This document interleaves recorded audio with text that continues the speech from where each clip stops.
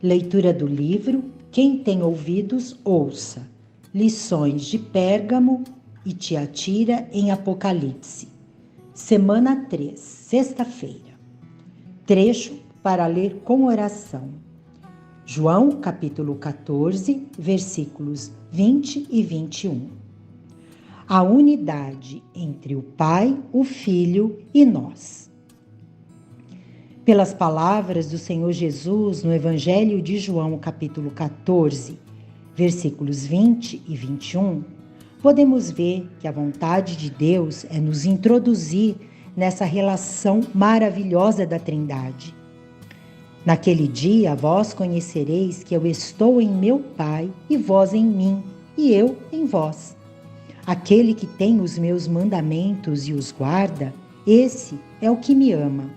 E aquele que me ama será amado por meu Pai, e eu também o amarei e me manifestarei a ele. O Pai está no Filho e o Filho está no Pai.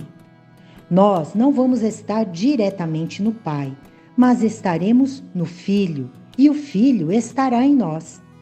Pelo fato de o Filho estar em nós e nós no Filho, e o Filho estar no Pai, somos inseridos no Pai.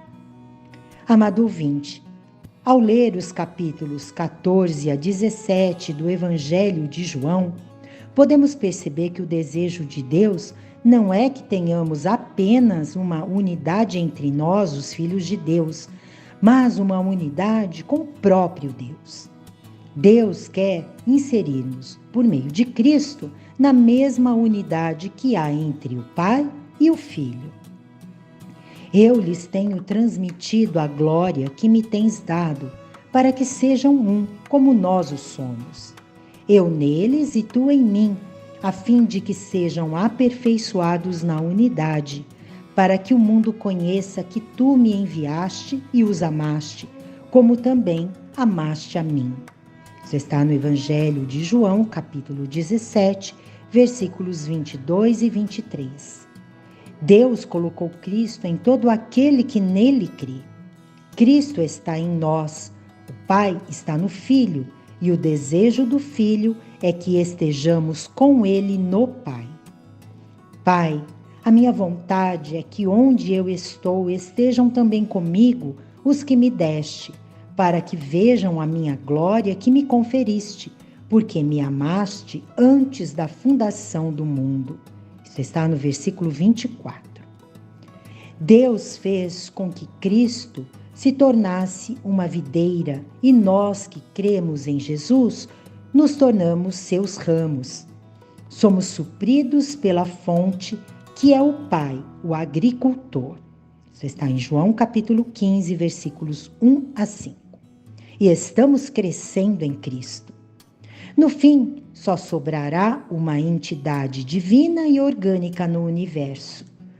Nisto, houve uma voz forte que do trono dizia: Eis a tenda de Deus com os homens. Ele habitará com eles. Eles serão o seu povo. E ele, Deus com eles, será o seu Deus.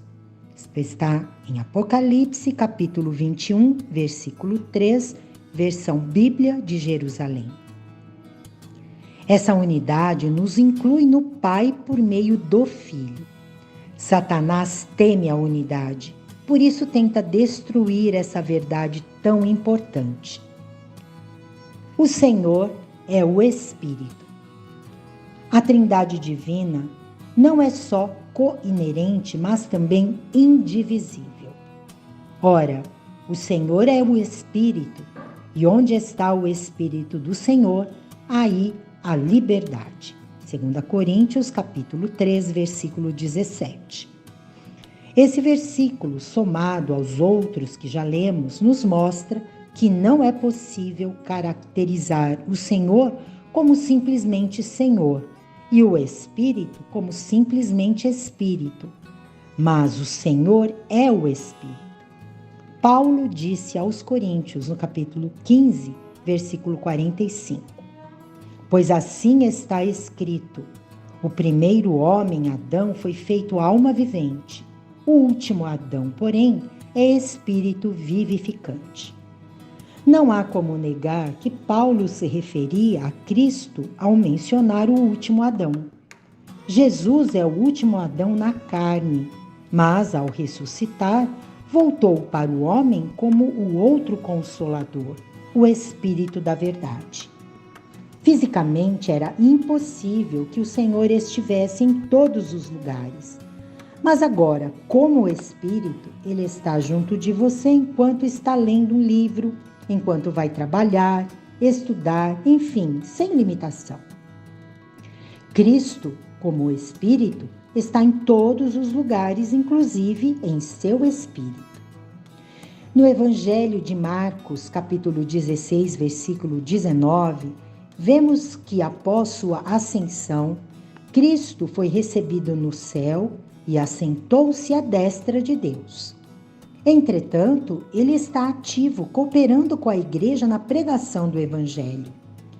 Eles, tendo partido, pregando em toda parte, cooperando com eles o Senhor e confirmando a palavra por meio de sinais que se seguiam.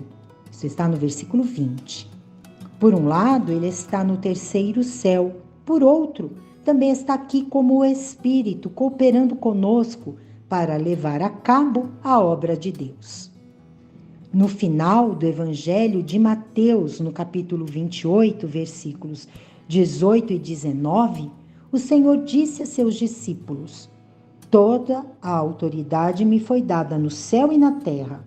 Ide, portanto, fazei discípulos de todas as nações, batizando-os em nome do Pai e do Filho e do Espírito Santo. Batizar as pessoas em nome do Pai e do Filho e do Espírito Santo é inserir as pessoas pela fé nessa entidade orgânica, para dentro do Pai, do Filho e do Espírito Santo. Satanás tentou e ainda tenta, de todas as maneiras, tirar a base de nossa fé. Sobre isso, Paulo disse aos Coríntios, no capítulo 15, versículos 12 a 14.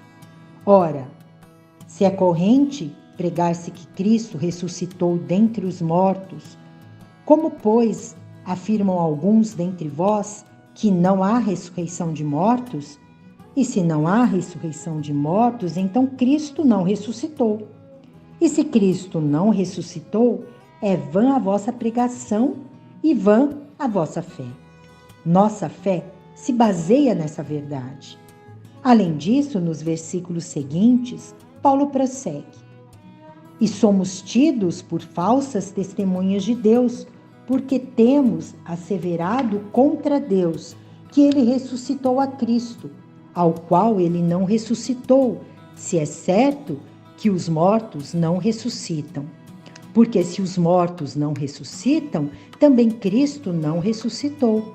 E se Cristo não ressuscitou, é vã a vossa fé, e ainda permaneceis nos vossos pecados. E ainda mais, os que dormiram em Cristo pereceram. Você está em 1 Coríntios, capítulo 15, versículos 15 a 18. Se Cristo não veio em carne, não morreu e não ressuscitou, não há redenção. Se não temos a redenção, permanecemos presos no império das trevas. Paulo, no entanto, nos mostra que Deus nos libertou do império das trevas e nos transportou para o reino do Filho do seu amor, no qual temos a redenção, a remissão dos pecados. Você está em Colossenses capítulo 1, versículos 13 e 14. Graças a Deus pela verdade acerca do Deus triuno. Nós fomos, de fato, libertos do império das trevas e inseridos no reino de Deus. Cristo é homem e também é Deus. Ele é a imagem do Deus invisível, o primogênito de toda a criação. Ele é o Criador e também é criatura. Sem Cristo não temos nada. Se Cristo não é Deus, ele não veio e se tornou homem. E se não realizou a redenção nem ressuscitou, nossa fé é vã. Satanás não conseguiu e não conseguirá derrubar essa verdade maravilhosa, pois hoje conservamos firmes a profissão da fé genuína.